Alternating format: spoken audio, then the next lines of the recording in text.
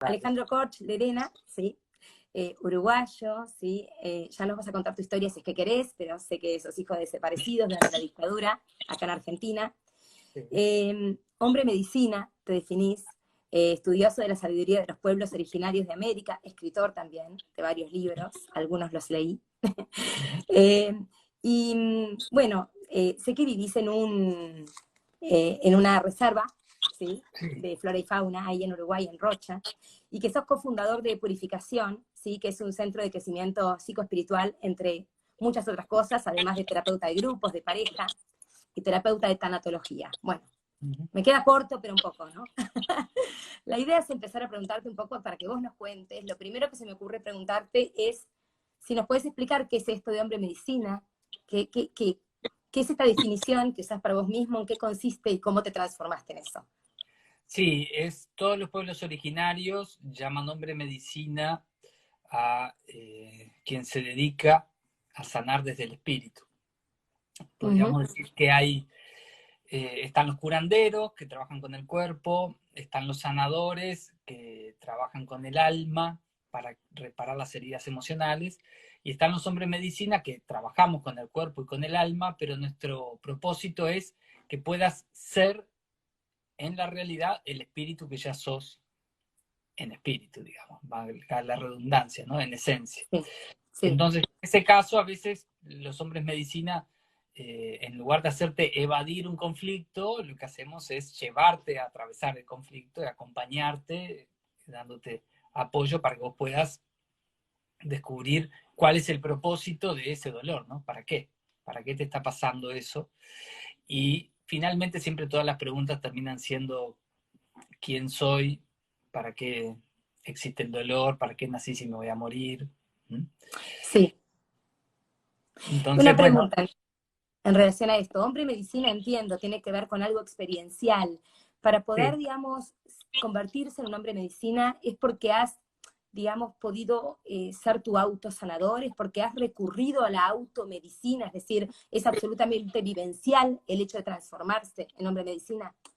sí, en realidad tiene dos partes. Una, se supone que encontraste tu medicina, nunca la puedes encontrar solo, necesitamos mucha gente para que cada uno de nosotros pueda ser un yo, necesitamos un montón de nosotros. Eh, en este caso, mi camino es la búsqueda de visión, la danza de amor. Entonces, luego de haber atravesado diferentes tipos de retiros, con ceremonias de medicina, ceremonias de temazcal, muchas ceremonias de tabaco, de pipa, después de mucho tiempo, el consejo de la familia de aquí de Uruguay decidió ofrecerme la responsabilidad. Y ahí yo la tomé. Entonces, por un lado es un reconocimiento que no viene desde adentro, se te da desde afuera, te tienes que reconocer tu entorno, que dice que ya sos la medicina que tu espíritu es. Y ahí está el desafío de poder hacerlo todos los días, cada mañana, cada tarde, cada noche, ¿no? Ponerte en ese lugar. Y por otro lado está el permiso para trabajar con plantas sagradas, enteógenas, para que apoyes a las personas a ir descubriendo el espíritu que son por medio de ceremonias de sanación. Entonces tiene las dos partes, digamos. Muchas veces, a veces te lo dan, te vienen a decir reconocimiento y vos sentís que todavía no, y otras veces Claro. vos que ya estás listo y afuera te dicen no, todavía no. O sea, siempre es un equilibrio en relación. El camino indígena tiene mucho de poder ser en relación, ¿no? De trabajar juntos.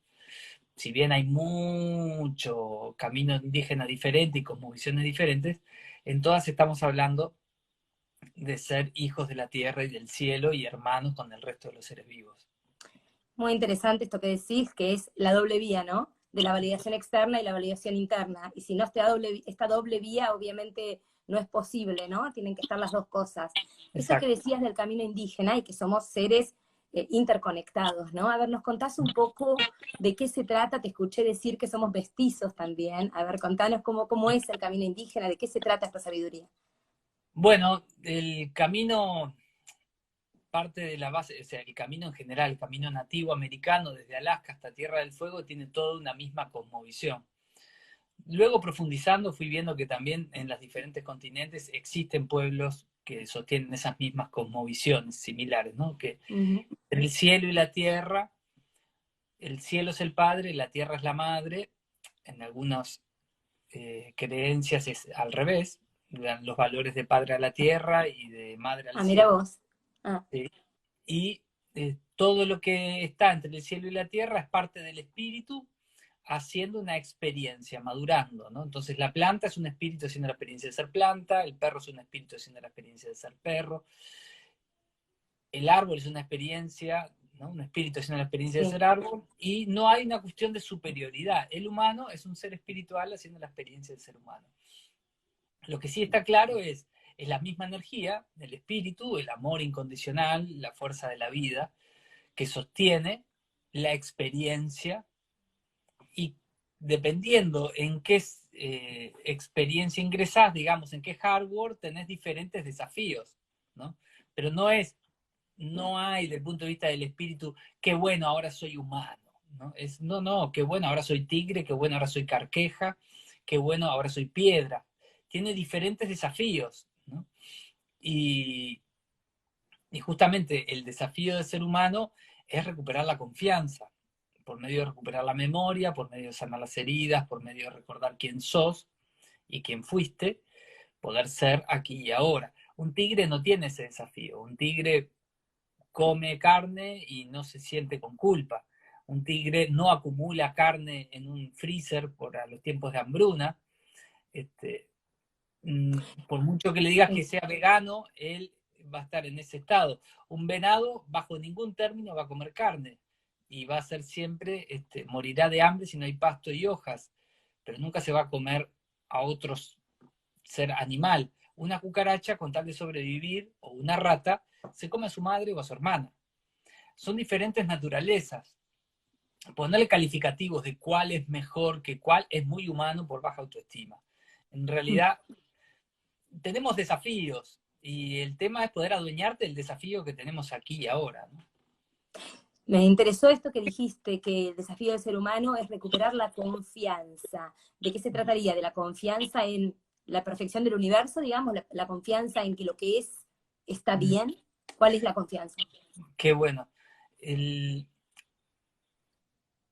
Se nos enseña habitualmente que confiemos en Dios, en el espíritu o como lo querramos llamar, ¿no? Para las culturas nativas americanas es un problema. Confiar en el espíritu es un problema. Y ceremonias Ujú. como la búsqueda de visión son para que vos puedas por vos mismo ir a cuestionar, en mi caso, para qué me ocurrió mi historia de vida, para qué le pasó lo que les pasó a mis papás, para qué me pasó a mí teniendo 1 año 9 meses, porque se entiende que, por ejemplo, la pérdida de un hijo, o el dolor simplemente de estar encarnado y no saber quién sos, implica que vos puedas desconfiar y ir al espíritu a decirle, che, ¿por qué si decís que sos el más amoroso de todos, si decís que, ¿por qué me estás haciendo pasar esto? Que me cuidás siempre, que me amparás siempre, que nunca estoy solo. Yo no me siento así, me siento solo, me siento aislado, me siento en la jungla. Entonces, si confiamos en todo el universo, pero no confiamos en nuestro corazón, toda esa confianza no va a entrar a nuestra vida. Porque la puerta de entrada del espíritu y de su manifestación a la realidad tangible que nosotros experimentamos es el corazón de cada uno. ¿Cómo hace el espíritu? Ah, bueno, eso no necesito explicarlo. Lo que sí sé que lo hace. Y que logré ir a ver las causas de mis heridas y logré ir a reparar y sanar y logré descubrir por mí mismo y no por teorías que cada dolor en mi vida y en la vida de cada humano tiene un propósito detrás. Y que no necesariamente tenemos que decir, ay, qué lindo lo que me pasó, sino que muchas veces es el enojo, el dolor, la Sí. revolución interna la que me invita a ir a caminar. Entonces, en nuestra cultura cotidiana se te dice todo el tiempo que confíes en los demás.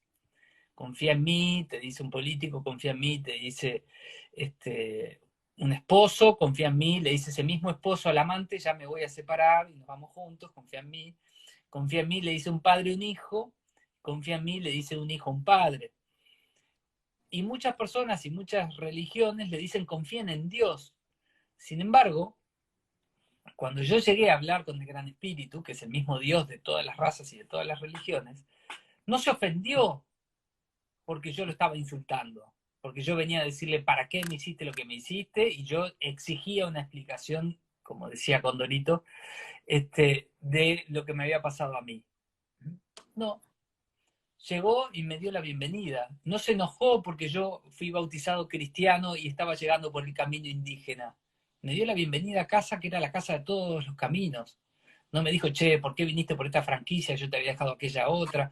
No, no, lleguemos a la unidad. En el estado de unidad lo único que hay es amor y bienvenida. Y en ese lugar me dijo, yo confiaba en que vos te ibas a rebelar ante el dolor.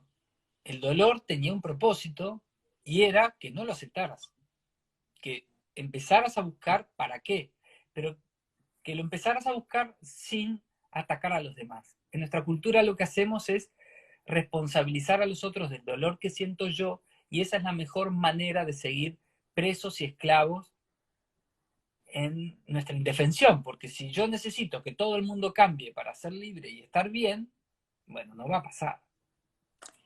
Muy interesante todo lo que comentás. Te escuché decir que el dolor, comparto, ¿no? Es la letra chica con la que venimos en la vida y de alguna manera integrarlo, ¿no? Y aprender a través de él es parte del desafío.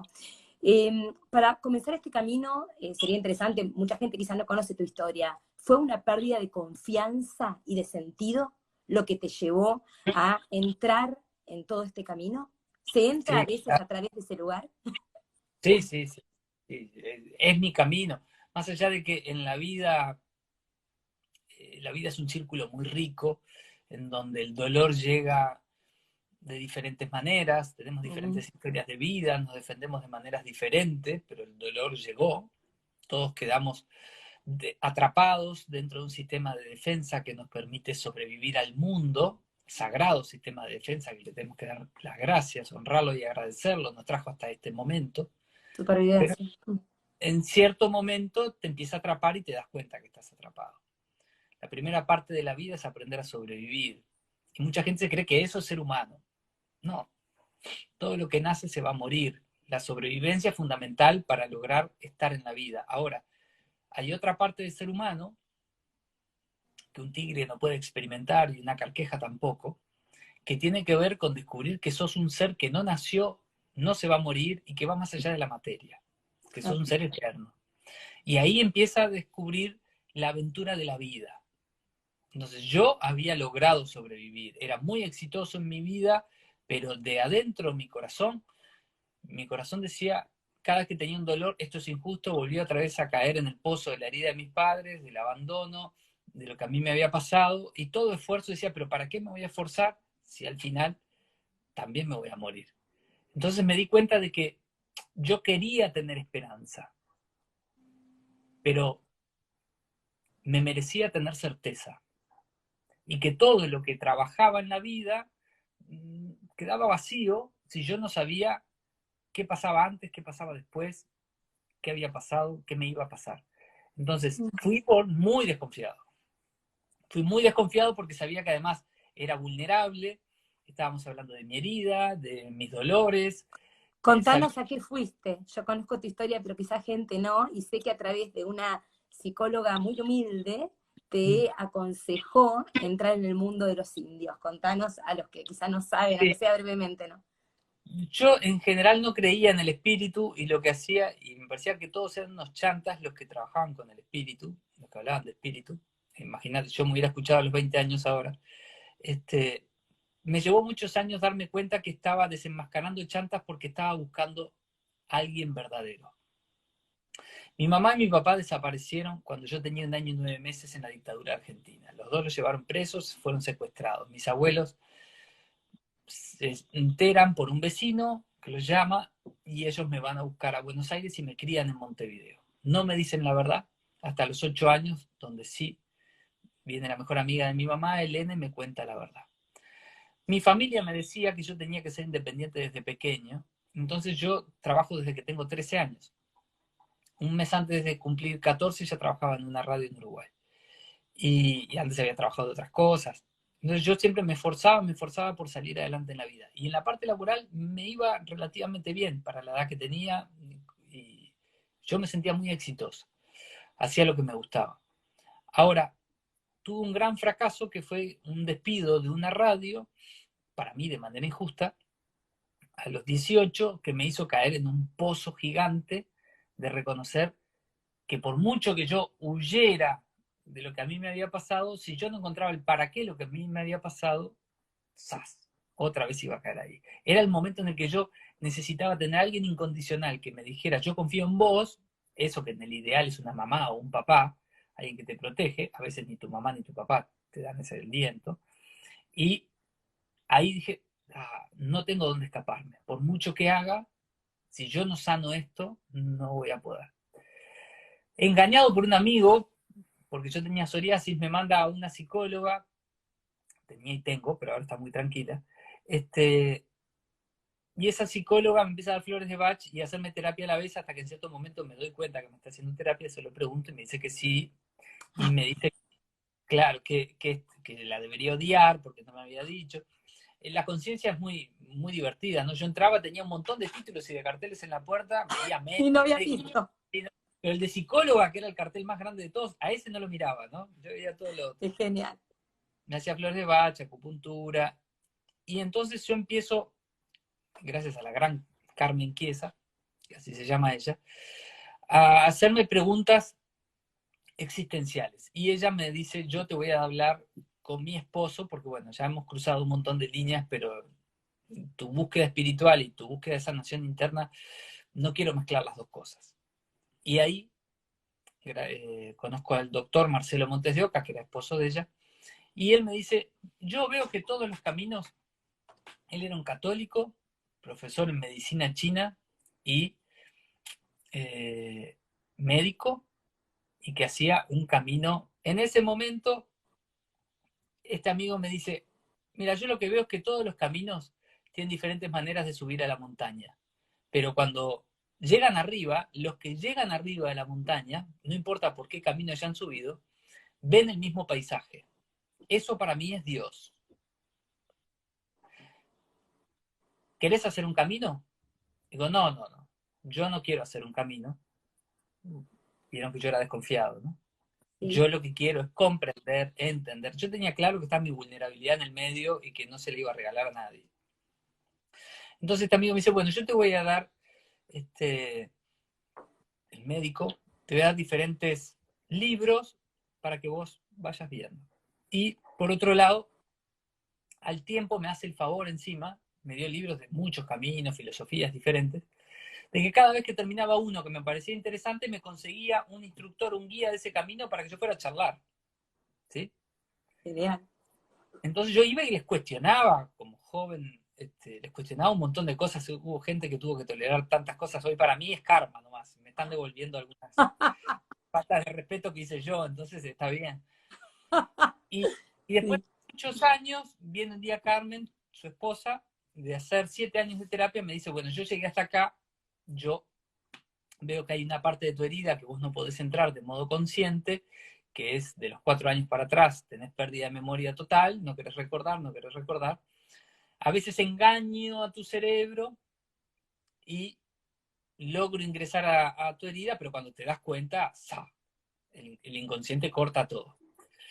Entonces, dije, bueno, yo qué decir que voy a seguir así, disfuncional. Para mí ser disfuncional era ser un neurótico exitoso en nuestra sociedad. No tenía conflictos de realización hacia afuera, tenía conflictos de sentido y realización hacia adentro. O Entiendo. sea, Sí, sí. y, y en ese momento me dice, yo antes de decirte esto, averigüé quién te va a ayudar y a vos te van a ayudar los indios. En Uruguay hubo un etnocidio, se mató una manera de vivir, no quedan, si bien queda algún descendiente indígena, no queda la forma de vida, ¿no? Entonces se enseña en las escuelas a todos los niños que los niños fueron exterminados por los españoles, los indios, y le dije, pero Uruguay, si en Uruguay no hay indios, Carmen, ¿qué me decís? No, pero vienen de México, de Estados Unidos, de Ecuador, es gente muy seria, y mi maestro de psicología me dice que él te puede acompañar si querés, para que vos, quien supervisaba la terapia de ella, para que vos estés tranquilo que es un lugar serio. Yo le digo, bueno, ni loco, ni loco, porque Le dije, ¿cómo hacen eso esta gente? No, esta gente se va de retiro abajo de un árbol, toman plantas sagradas. Digo, si hay que tomar plantas para ver a Dios, ya está. No, Dios se ve sin nada, le decía yo, ¿no? Y no tenía un problema con las drogas en particular, sino con un prejuicio interno de que eso iba a estar mal, ¿no? Gracias a la humildad de Carmen, ella me dijo que fuera con los indios y yo le dije que no, que confiaba totalmente en ella, sabía que ella no tenía nada que ver, ella era católica, cristiana, pero a mí había algo que me hacía sentir muy frágil, muy vulnerable ahí. Termino esa misma noche de leer un libro de estos espirituales que me había dado su esposo y digo, tengo que hacer un camino. Soy un gran teórico, yo en la vida soy autodidacta en la mayoría de las cosas, soy un gran teórico y en esto sé mucha teoría, pero lo tengo que sentir. Entonces al otro día de mañana me atrevo a ir y decirle, bueno, Marcelo, quiero hacer un camino. ¿Te acordabas que es lo primero que te había dicho? Que tenías que hacer un camino. Sí, sí, me acuerdo, pero ahora me siento un poco más preparado. Yo había ido viendo diferentes caminos, diferentes guías de caminos, demostrando que no eran chantas, que podía ser cualquier persona como yo, inventando cosas y diciendo que está todo bien, varias veces, con diferentes amigos. O sea, que cuando mis amigos se entusiasmaban con algo, yo era el cínico que iba a demostrar que algo era trucho. Hasta que me encuentro con este tema de tener que salir a los caminos y Marcelo me dice, bueno, que es el médico, ¿qué camino de todos los que leíste te gustó? Y yo le digo, bueno, no, lo que leí. Y él se da cuenta rápidamente con que era un auto boicot, ¿no? Que quería, pero no me animaba. Entonces me dice, hagamos al revés. Decime qué tiene que tener el camino y yo te voy a decir, eso lo vas a encontrar en tal lado. Entonces yo le digo, bueno, lo primero que tiene que tener mi camino tiene que ser en la naturaleza. Porque de tanto leer me di cuenta que hay algo ahí en la naturaleza en común y me gustaría que fuera en la naturaleza. Bien, ¿qué más? ¿Qué más tiene que tener mi camino? Me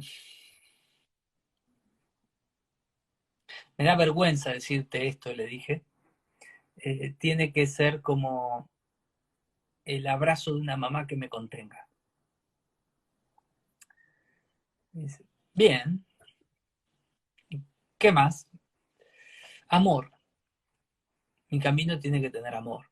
Si no tiene amor, para mí, no va a funcionar conmigo.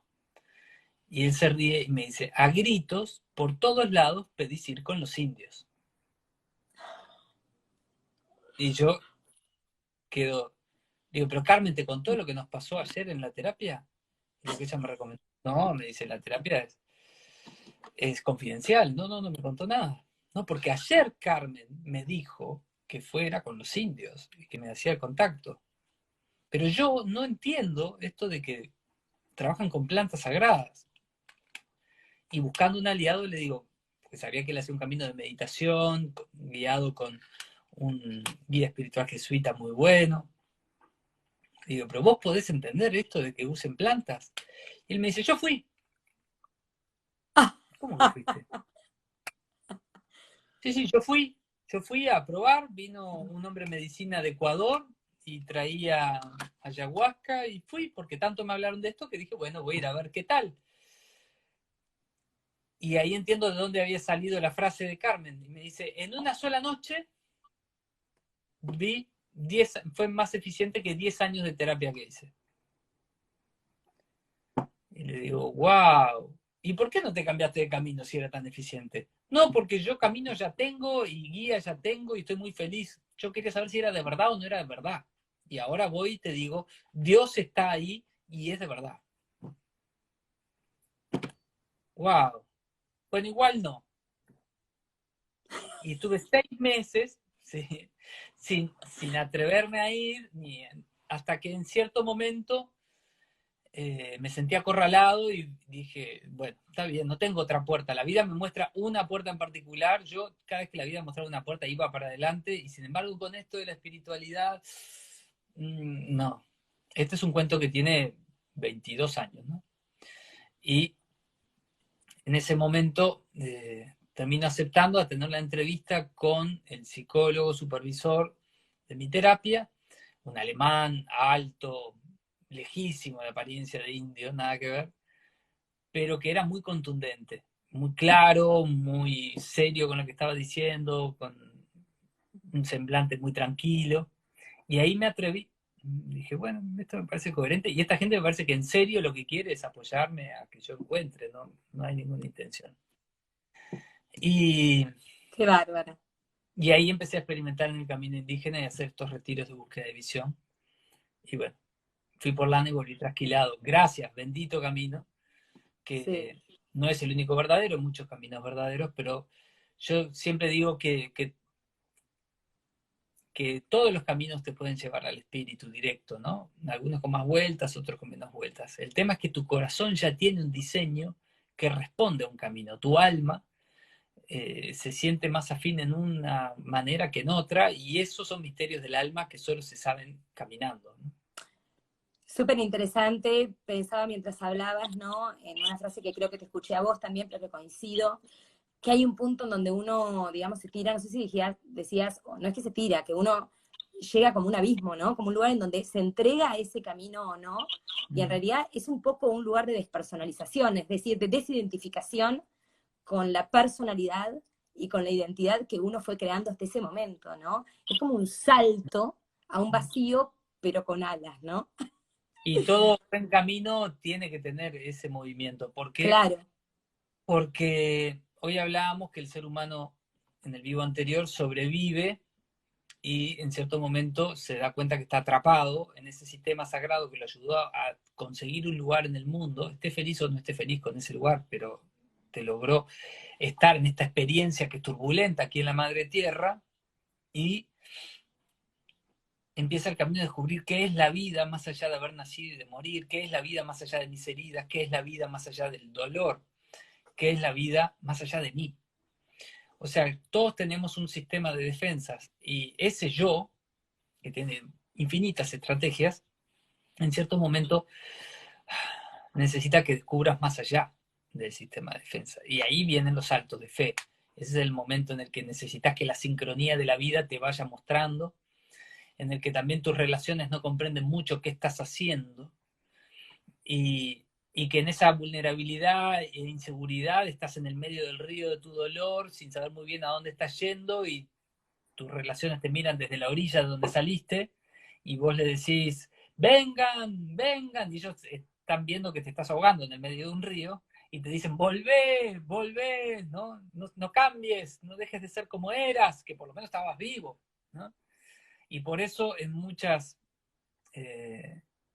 metáforas de caminos espirituales, al guía espiritual se le llama el balsero, como Hermann Hesse en Siddhartha, que es justamente el que te ayuda a cruzar el río turbulento de tu dolor, te muestra lo que hay en la otra orilla y después te trae otra vez.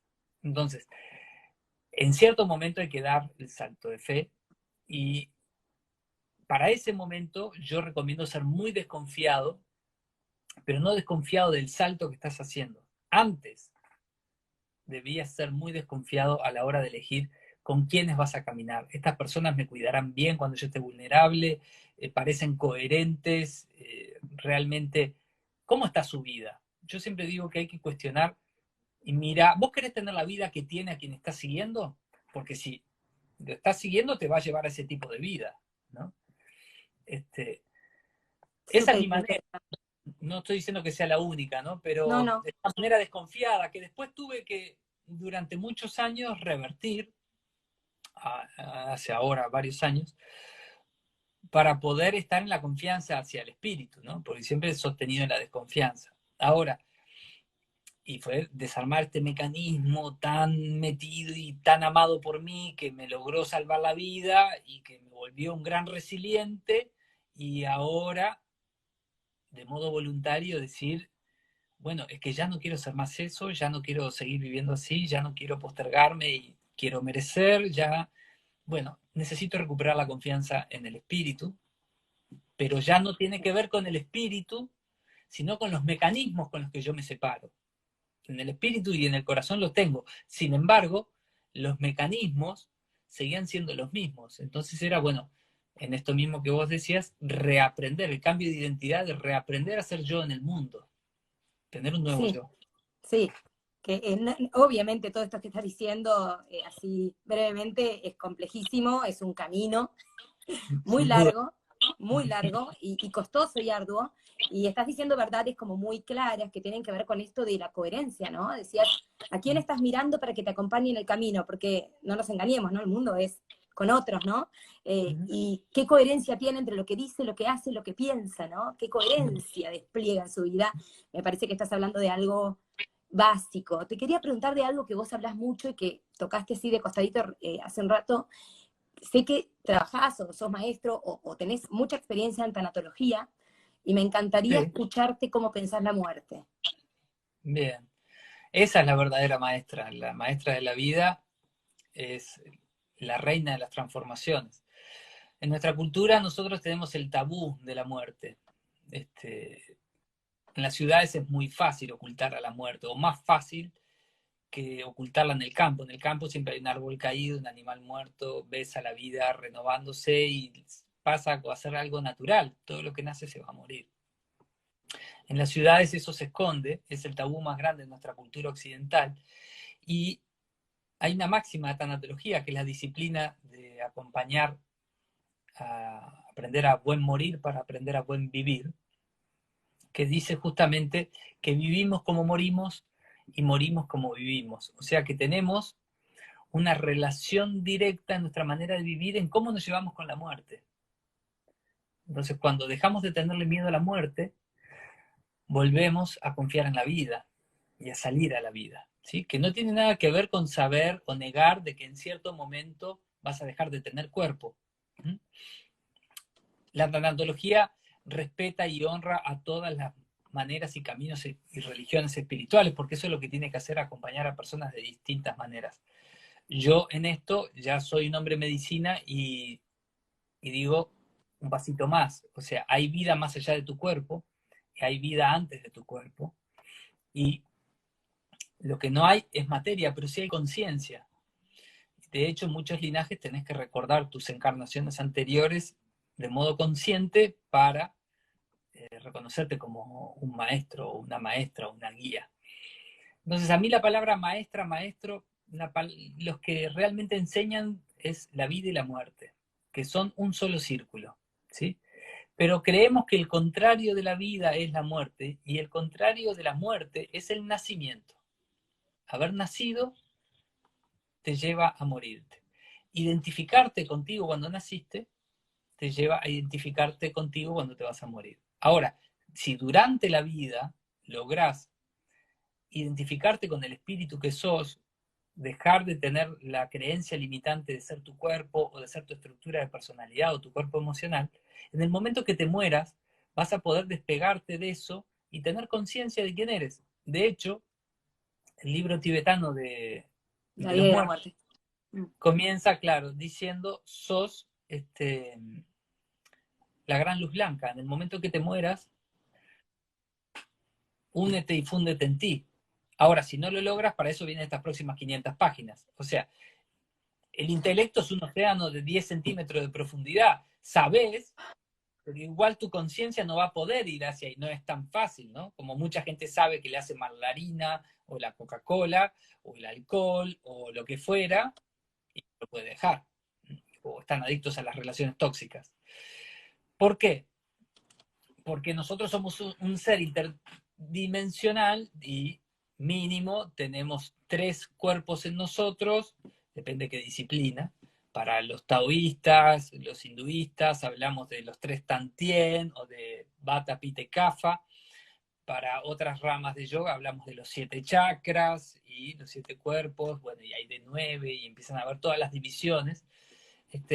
Para el camino indígena estamos hablando de 7 también, mínimo, que son las 7 direcciones, y bueno, también hay otras como visiones de 9 y 10 dimensiones. Pero la muerte es la última, es el estreno de esta obra de teatro. Es nuestra última gran pérdida, nuestra última gran transformación. A mí me gusta llamarla la reina de las transformaciones. ¿Por qué? Aludiendo, como Elizabeth Kubler-Ross lo hizo, a la mariposa, ¿sí? Cuando ella toma el símbolo porque los niños en los campos de concentración, cuando iban a ser cremados, asesinados brutalmente, ella va después, era una psiquiatra que trabajaba de modo voluntario para la Cruz Roja, y encuentra a la altura de los niños en las paredes, en esas cámaras que eran solo para niños, encuentra que todos los niños dibujaban mariposas. Ah, ajá. Y de ahí lo lleva al símbolo, lo sostiene como el símbolo de la tanatología, La de la gran aceptación, transformación, ¿no? claro. Entonces, nosotros creemos que no hay vida más allá de esta vida. Yo digo, pero ¿cuándo miraste en un lugar y no viste conciencia? ¿Te pasó? ¿O es tu cabeza desconectada de tu propia experiencia? Hay un cuento muy lindo que es que dos bebés mellizos están adentro de la panza de su mamá. Y después de varios meses comienzan las contracciones. Y un bebé le dice al otro, ¿habrá vida más allá de la placenta? Ay, qué interesante, qué gráfico, más Y el gráfico que otro eso. le dice, nadie volvió para contarlo. Es genial, me lo llevo, te lo copio Sí, ya. claro. No es mío, no es mío. Esto, los cuentos Ya que está, pero despiertan me lo adquirí, me gustó, me lo voy a usar. son de ellos mismos. Entonces, el, nosotros en lo largo de la vida ya tenemos pérdidas y transformaciones. Y tenemos una manera de resolver, caminar, transformar, integrar o negar nuestras pérdidas. Y eso son las diferentes etapas de duelo. Cuando no las integro y tengo un yo muy duro, o sea, un sistema de defensa muy estructurado en no cambiar, impermeable, lo que me empieza a pasar es que no maduro. Sigo siendo la misma persona y no me atrevo a cambiar porque si yo integro una pérdida, naturalmente no soy el mismo. No soy el mismo si falleció un ser querido, no soy el mismo después de que me despidieron de un modo injusto en un trabajo, no soy el mismo después de que me despidí, una chica me dejó, una pareja me dejó, una desilusión. La vida nos va proponiendo todo el tiempo que nuestro yo cambie y se transforme. Pero nosotros en la inseguridad de la sobrevivencia nos abrazamos a nuestro yo por no sentirnos contenidos y amparados en ese proceso.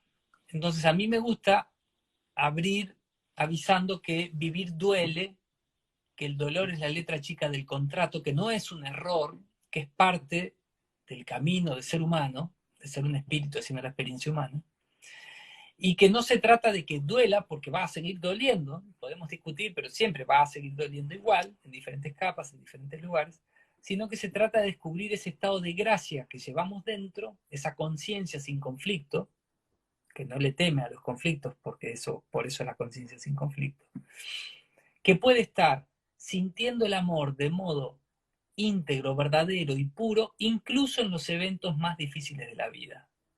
Muchas personas cuando te pasan las cosas difíciles tienen una crisis de fe.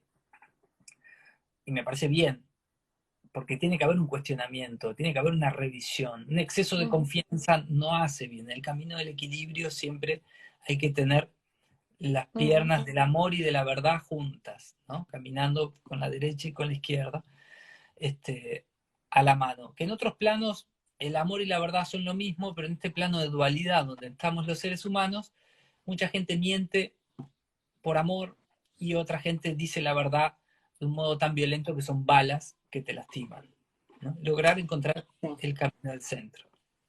Súper interesante lo que decís, obviamente estás diciendo un montón de conceptos, ¿no? Estás hablando de la diferencia entre tener un buen sistema de defensas y vivir defendido, que obviamente es muy distinto una cosa de la otra.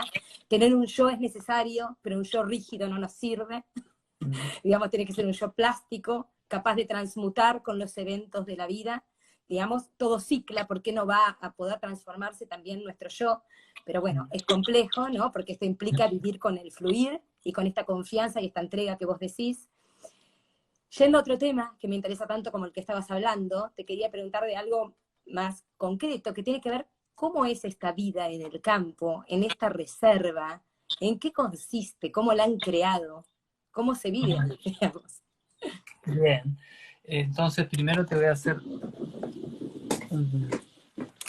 una muestra.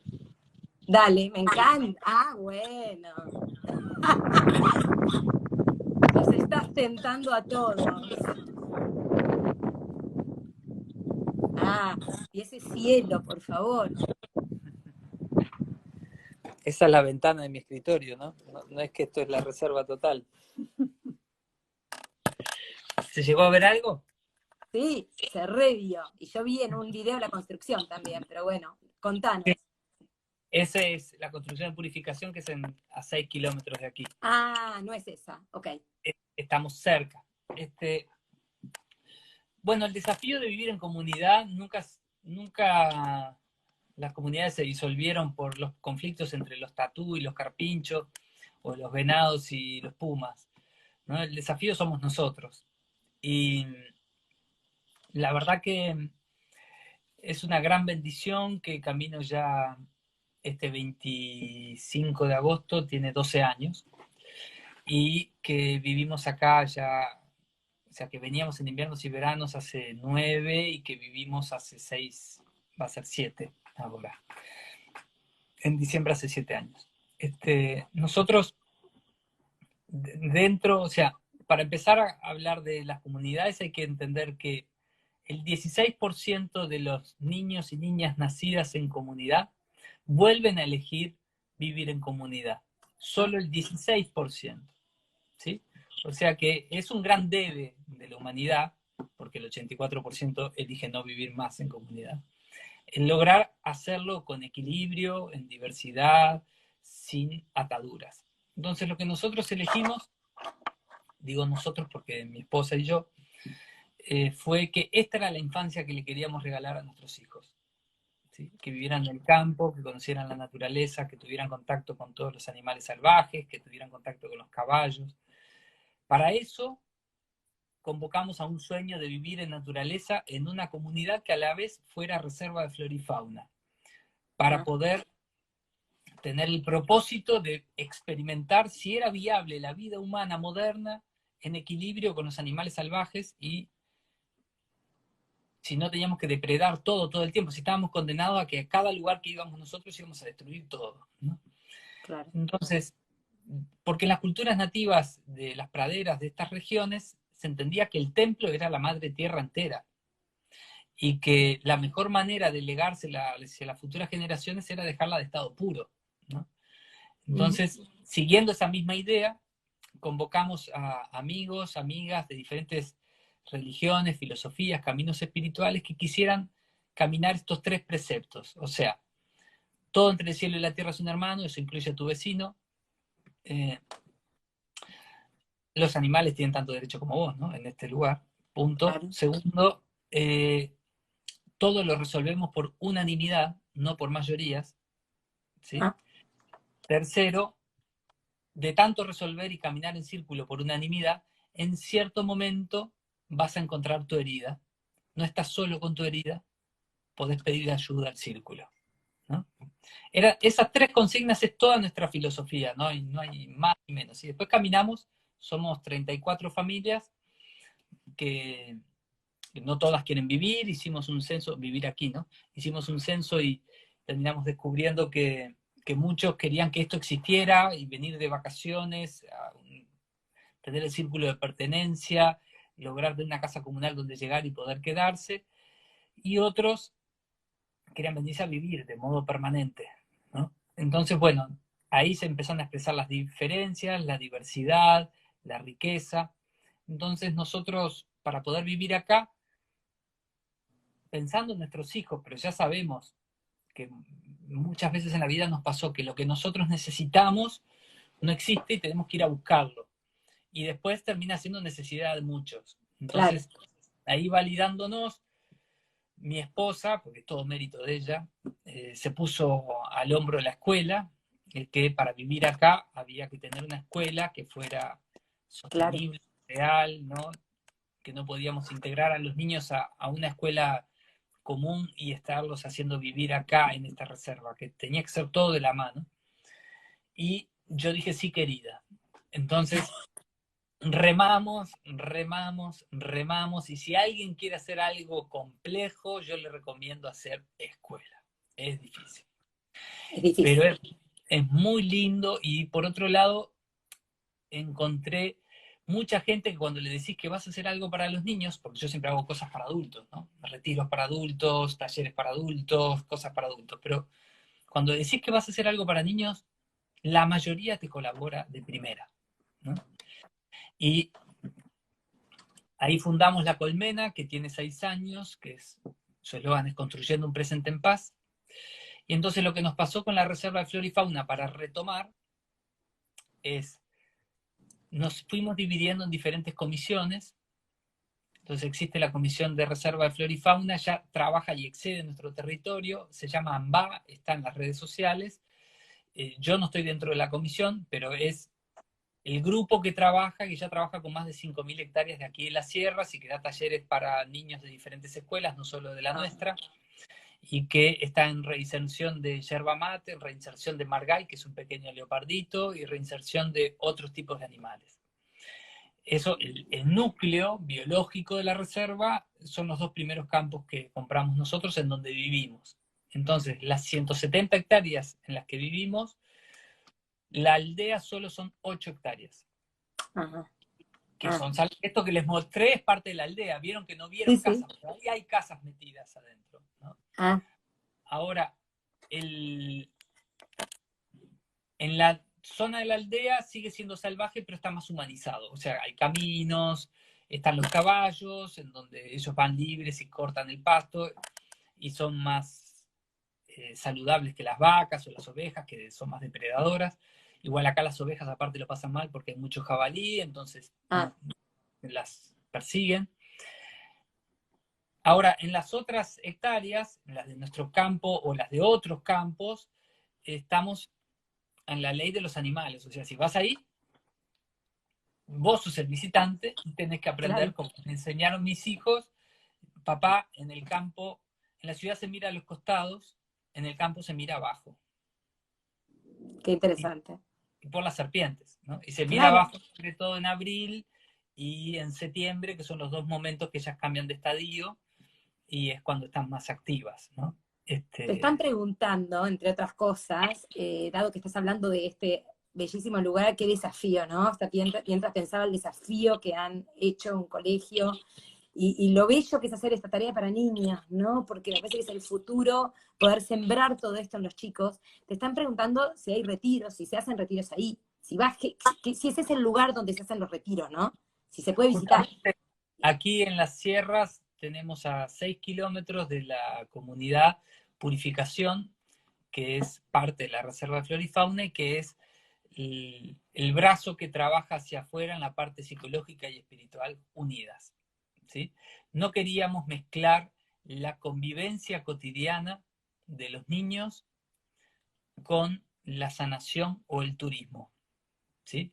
Porque, ay, vamos a ver, gente puede venir con mucho respeto, pero en tu vida cotidiana, si todos los días tenés gente nueva, nueva, Claro. nueva, nueva, les rompíamos la intimidad. Entonces, sí se puede coordinar. La Reserva Flora y Fauna AMBA, ahí en las redes, tiene distintos programas que podés venir de voluntario, programas que podés venir un fin de semana, algunos más turísticos, otros de reinserción y de trabajar directo con el monte. En la escuela también se puede coordinar una visita, se puede venir, pero las comunidades en sí no tienen una coordinación de reserva de gente, porque si venís acá, venís porque o venís a hacer algo de sanación, o venís a integrarte con algo de la reserva, o venís a ver cómo es la escuela, que es pedagogía Montessori, que es preescolar, escolar, y el año que viene empieza el secundario.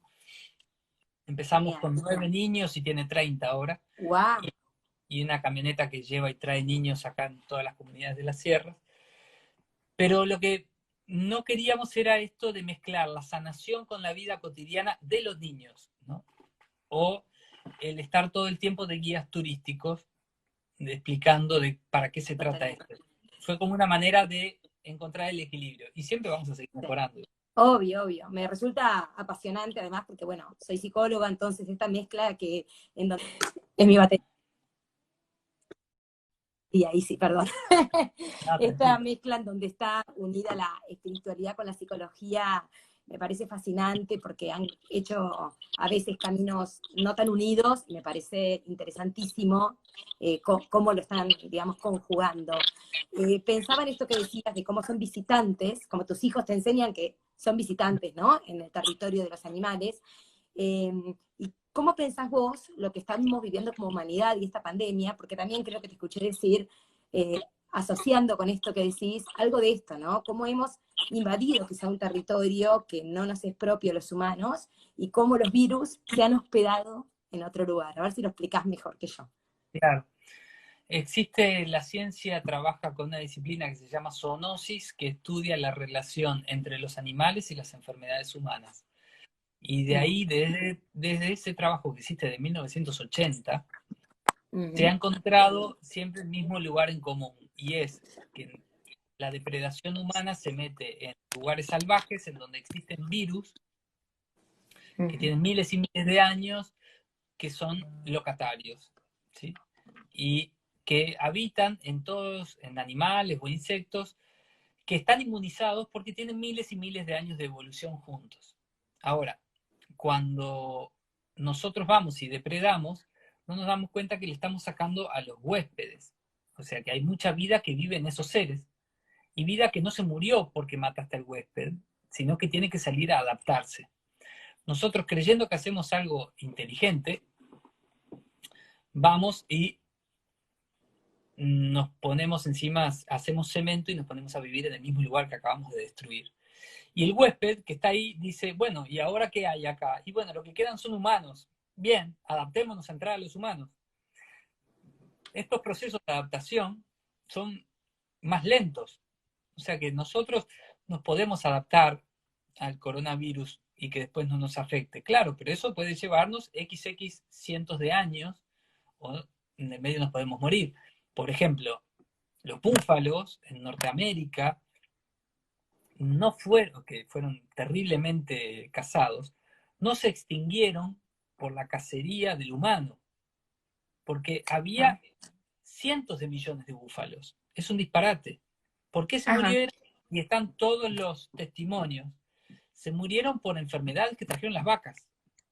ah, Y entonces se ajá, encontraban búfalos y búfalos y búfalos muertos, muertos, muertos, como en América pasó la traída de la gripe, ¿no? O sea, son virus a los que no estás preparado y que son una readaptación brutal. Por eso mismo aquí en la Reserva de Flora y Fauna no permitimos tener perros y gatos, porque los perros y los gatos están inmunizados a ciertas enfermedades como la jovenedad o la parvovirosis, pero cuando llegan aquí, no porque ellos salgan a cazar, sino porque su materia fecal queda en el monte, que está contaminada, y va un gato montés o un margay o un zorro y huele esa materia y se contagia y se muere, y se mueren entre ellos, se contagian todos ellos. Entonces, qué este, interesante. esto por un lado, biológicamente es lo que nos está ocurriendo, pero nos viene ocurriendo con el dengue, con el ébola, con un montón de situaciones similares. El problema es que nosotros, sabiendo que esto está mal, porque yo entiendo que alguien no lo sepa en su casa porque no se dedica a esto, pero los gobiernos y los ministerios lo ignoran. Y nosotros tenemos dos maneras de aprender la conciencia. Aprendemos por atención o aprendemos por dolor. O sea, yo me Mm, doy cuenta que tengo el dedo gordo porque me lo acarician con risa o me doy un martillazo. Y ahí tomo conciencia todo el día de que tengo el dedo gordo y no puedo pensar en otra cosa de que tengo el dedo gordo, no cómo me molesta el dedo gordo. Ahora, este proceso que estamos haciendo en este momento con el COVID-19 no es algo nuevo, es el fruto de las elecciones que hemos tomado como seres humanos, como civilización, desde hace muchos años. Y esto es una gran oportunidad, una invitación a volver a la humildad y a la autocrítica, a decir, mm, no somos víctimas. Esto es un sistema rearmonizándose, reequilibrándose, porque nosotros lo estamos desequilibrando. Ahora, la Madre Tierra ya lo hizo varias veces y ha eliminado toda la vida en su superficie y ha vuelto a equilibrarse otra vez. No es que la madre tierra está enferma, porque eso es un error que mucha gente dice y es una Claro, falta de claro. perspectiva. Es que nosotros estamos perdidos y somos nosotros los que necesitamos salir del egocentrismo, de creernos que somos el centro de la creación y que el resto de los seres vivos son bienes de consumo. Que compro un terreno y mato al árbol porque yo quería poner un parrillero ahí, un churrasquero, o le hago lo mismo a los animales. Entonces, desde ese lugar, esta es una gran oportunidad. Pero ¿cuál es el problema de esta oportunidad? Que duele y que hay mucha gente muriendo y pasándolo mal. Y entonces lo digo con mucho respeto porque no quiero faltarle el respeto al dolor de nadie, porque de hecho se han muerto algunos seres queridos.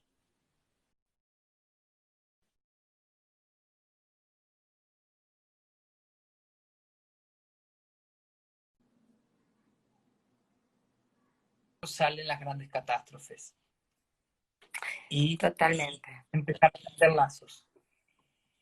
Totalmente. Se está medio mal la conexión, igual vamos a ir cerrando porque ya te tenemos hace una hora.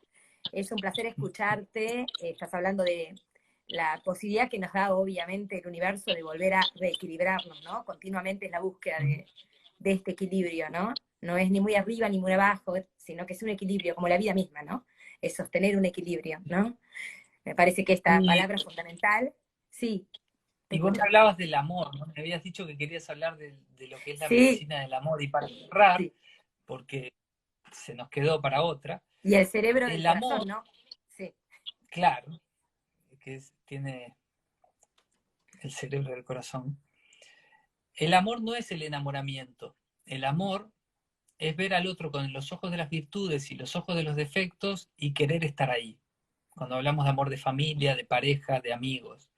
Ahora, cuando hablamos de amor en la creación, el amor es el pegamento que nos une. Nuestra mente es la que nos separa y hace su tarea, que es separarnos y hacernos sentirnos individuos, o sea, un ser separado. Individuo quiere decir dualidad indivisible. Y el amor es el camino que nos lleva a la unidad todo el tiempo y nos obliga a la unidad, a tal punto que vas a respirar el mismo aire que tus enemigos. O sea, el aire es fundamental en esto de llevarnos al amor. Entonces, en este tiempo, tenemos que darnos cuenta que tenemos una gran oportunidad amorosa, que es difícil, pero que nos está permitiendo aprender a vivir de otra manera. Y existe otra manera de vivir. Y la podemos construir juntos. Y puede ser mucho más amorosa que en la que estamos viviendo. Y ahora tenemos esa oportunidad porque todos nosotros estamos hackeados en darnos cuenta a dónde nos llevó esta manera de vivir. O sea que es autodestructiva. Bueno, me parece que con esto estás, en realidad es el moño de la charla, porque este es el tema, creo que más te convoca, la medicina del amor, creo que se trata también del título de tu libro, uno de tus libros, ¿no? Tienes un montón Sí, de es el libros, último gráfico. es el último totalmente, ¿qué dijiste? ¿Autobiográfico, dijiste? Sí. Es el que Pero en todos cierra tus libros, ¿no? Pero las en todos tus libros es autobiografías. una saga, ¿no? En donde vos, de algún modo, estás, digamos, algo de lo personal y de tu transformación aparece, ¿no? Sí, tengo libros autobiográficos y libros de autoconocimiento, pero yo prefiero estar en referencia, si voy a poner un ejemplo que sea sobre mí, para no tener que hablar sobre los demás. Hay mucha gente ya que habla de los demás, así que yo prefiero hablar. Totalmente, como el libro Yo me perdoné, ¿no? Ese creo que lo tengo, o sea, varios, son todos riquísimos, este es el último, en donde, bueno, esto que dijiste, que el amor es lo que nos amalgama, lo que nos une, ¿no? Desde donde aparece la verdadera intuición y aquello que nos conecta, todo está centrado en la fuerza del amor, me parece que es como lo que redondea nuestra charla. Podría seguirte preguntando un montón de cosas, pero tampoco te quiero cansar, estuvimos más de una hora. Así que bueno, decirles a la gente bueno, que tus libros son, la verdad, muy bellos, que el lugar donde estás, que nos mostraste, es hermoso, que mucha de la gente que te está escuchando, seguro, entre ellos, también cuento, vamos a querer ir en algún momento. Así que no me queda más que Bueno, agradecerte el haber participado y si tenés algo para cerrar y decir. agradecerte a vos por la oportunidad, por la invitación, por el tiempo, por la paciencia, a vos y a todos los que estuvieron con el corte Conciencia del Elevada, que es la medio, página que lo estamos a haciendo, sí. Conciencia Elevada, Mm. que nos dio la oportunidad de reunirnos y que somos un solo corazón, somos un solo camino, rico y diverso como este monte nativo de variedades, y que hay suficiente lugar para todas y todos, y que cada vez que uno de nosotros afina, esta orquesta suena mejor. Y cada vez que uno de nosotros lo está pasando mal, todos lo pasamos mal. Así que agradecerte la oportunidad de corazón y nos veremos pronto.